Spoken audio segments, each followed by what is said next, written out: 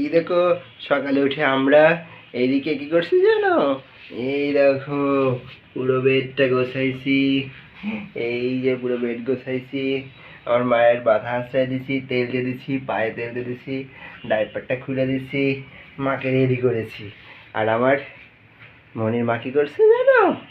মনির মা হচ্ছে ওদিকে রান্না করছে। আমরা বাসায় মাত্র তিনজনই তো, আমি, আমার মা আর মনির মা, আমার মায়ের মা, তাই না? সে তো রান্না বান্না করছে। আমার তো একটু পরে অফিসে চলে যেতে হবে, আমি আবার বাইরের খাবার খেতে পারি না, আমার কি হয় গ্যাসের সমস্যা হয়।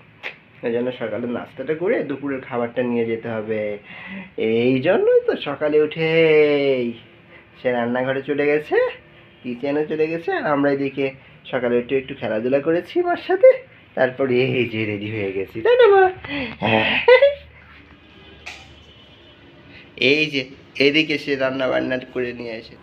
ঝালের গুঁড়া ছাড়া, বাটা মশলা ছাড়া একদম হেলদি খাবার, কারণ আমার গ্যাসের সমস্যা, এটাই আমার বেশিরভাগ সময়। আমি সকালে নাস্তাটা করছি, আর এদিকে আমার মা এই দেখো এখন একটা করে ভাত মুখে দিতে পারে।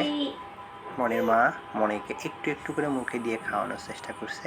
এটা আসলে এই যে সলিড ফুড তাকে অভ্যস্ত করানো বা সলিড ফুডের সাথে তাকে পরিচয় করায় দেওয়া।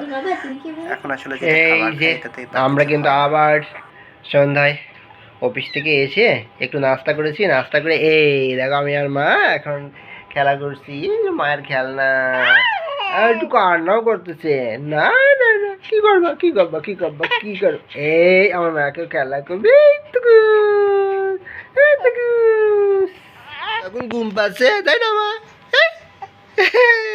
চোখ ছোট ছোট হয়ে গেছে আমার মাদার, এখন ঘুম পাওয়া গেছে। কি হয়েছে? কি ঘুম পাওয়া গেছে? এখন এখন আমরা ঘুমাবো, তাই না মা?